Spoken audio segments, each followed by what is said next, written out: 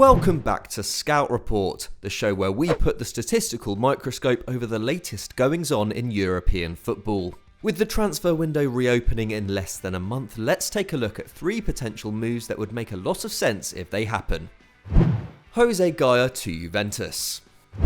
Depending on whether they qualify for the Champions League or not, Juventus' 2021 campaign will either go down as a disappointment or a nightmare. With the club needing to balance the books as it is, failure to finish in the top 4 would be a devastating blow to their finances, not to mention the embarrassment it would cause following the failure of the Super League project. According to a report in 2020, qualification is worth at least €45 million for Juve, and considering their record of getting through the group stage, this figure would likely rise to between €54.5 million and €70.7 million at minimum. For the sake of this video, let's assume they do qualify, as there's a lot of work to be done with the Bianconeri squad.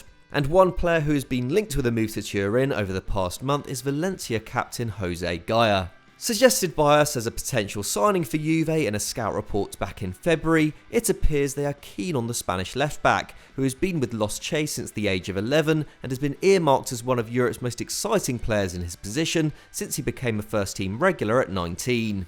Now 25, Gaya has already racked up over 200 La Liga appearances. His combination of youth, experience and leadership is no doubt attractive to the Italian giants, with Alex Sandro turning 31 next year. And although the Brazilian is far from a disaster, he isn't the player he was 3 or 4 seasons ago, while youngster Gianluca Frabotta isn't yet at the level to hold down the left-back slot on a weekly basis, and countryman Danilo very much Pirlo's utility man across the back line. Now seems like a sensible time to invest before it becomes a serious problem position. In a struggling Valencia side, Gaya continues to impress. He's racked up 6 assists this season, more than Jordi Alba, Theo Hernandez and Luke Shaw have managed in similar minutes, and while he creates just 1.1 chances per 90, this would surely improve in Turin. He also doesn't take free kicks or corners, meaning all his chance creation comes from open play. Sandro, by comparison, creates 1 chance per 90 in a side which ranks 3rd in Italy for shots per game and 2nd for non-penalty expected goals.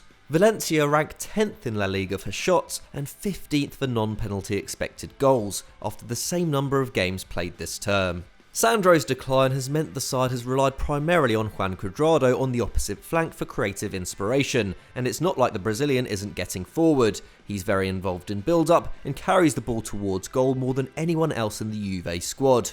But considering he used to complete over 2 dribbles and key passes a match, it's clear he's lost his cutting edge, and having a player like Gaya to overlap Chiesa on the left flank would certainly give the Juve attack more width to stretch opposition defences. The Spaniard isn't as active a defender as Sandro, completing just 3.1 tackles and interceptions per 90 compared with the Juve man's 3.6, but this is again something we'd expect to see change in the more press-orientated system at the Allianz Stadium. Gaya is very much still wanted at the Mestalla. After all, he was the only player not made available last summer, and recent reports suggest the club are keen for him to extend his contract, which currently expires in 2023. However, with Los Che in a seemingly perpetual state of crisis, he may decide that it's finally time to move on, and with a market value of around €25 million, he's also very gettable. A skip across the Mediterranean could suit him very well, especially if a move to a Spanish rival like Barcelona isn't possible.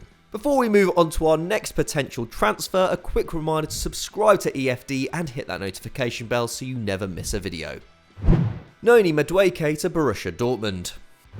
Having stayed at Borussia Dortmund after Man United failed to meet the club's asking price in the summer of 2020, eyes are firmly back on Jadon Sancho, who may actually leave the Westfalenstadion this time round. The English forward now has just 2 years left on his current contract, meaning he will need to be sold this summer if the German club want to receive a considerable fee for him. Meanwhile, sporting director Michael Zorc has reiterated the so-called gentleman's agreement, which stipulates he can leave if certain requirements are met, namely the club's valuation of him, which last year stood at €120 million. Reports from Germany suggest they will now accept between €85 and €90 million, the kind of figure United were offering in 2020, and a fee which could attract other suitors too. So Dortmund may well have to find a replacement for Sancho this summer, and one name which has popped up as a potential candidate is PSV youngster Noni Madueke. The London-born forward joined the Dutch Giants from the Tottenham Academy in 2018, having reportedly turned down a professional contract with both Spurs and Man United, and has been excellent this season. Despite making just 10 starts in the Eredivisie and Europa League, the Englishman has notched up 8 goals and 6 assists, working out to a goal involvement every 84 minutes. For context, teammate Donyell Malen, who has contributed to 24 goals in the Dutch top flight this term, is averaging an involvement every 95 minutes. And his underlying numbers also look very impressive. He takes 3 shots per 90, with 2 of them coming from inside the box, which would rank him second in the Dortmund squad behind Haaland, and also completes an excellent 3.9 dribbles, which would rank him first. He also beats his man with 67% of his attempted take-ons, impressive for a 19-year-old. As he gets older and his match intelligence grows, we can expect to see that figure rise further. He is by no means a natural replacement for Sancho though.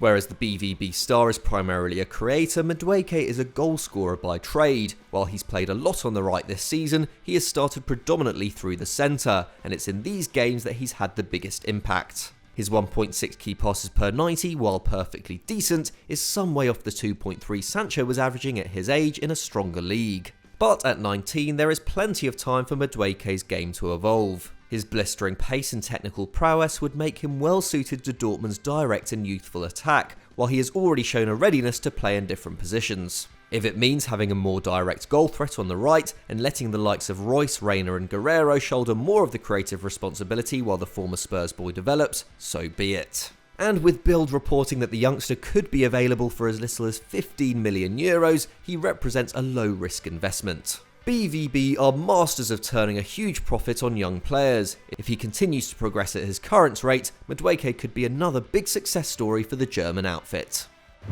Boubakary Soumare to Leicester.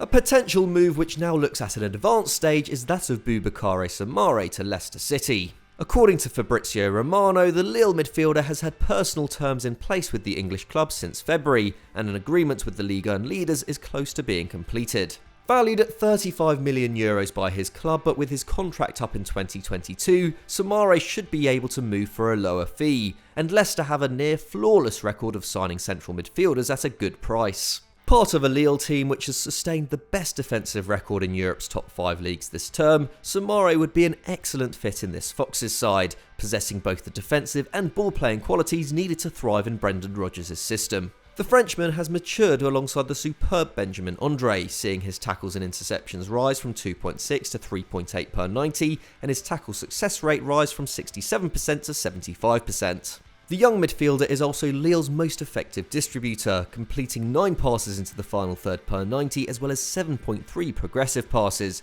ranking first in Christophe Gaultier's squad in both metrics. By comparison, Yuri Tielemans, Leicester's key ball progressor, hits 5.7 progressive passes and 5.8 balls into the attacking third. He's composed on the ball too, with his 85% dribble success rate ranking him third in Ligue 1, an average only beaten by West Ham's Declan Rice in the Premier League. Samare wouldn't be an automatic starter at the King Power. He isn't the defensive powerhouse Wilfred Ndidi is, nor is he as technically gifted as Tielemans. But signing him would give Rodgers the kind of depth in midfield very few Premier League managers have, and lining him up alongside Ndidi would certainly give the side more solidity in games against the bigger teams. And if he continues on his current trajectory, the 22-year-old's market value will only skyrocket. Once again, Leicester are set to land an absolute gem ahead of the Premier League's traditional Big Six.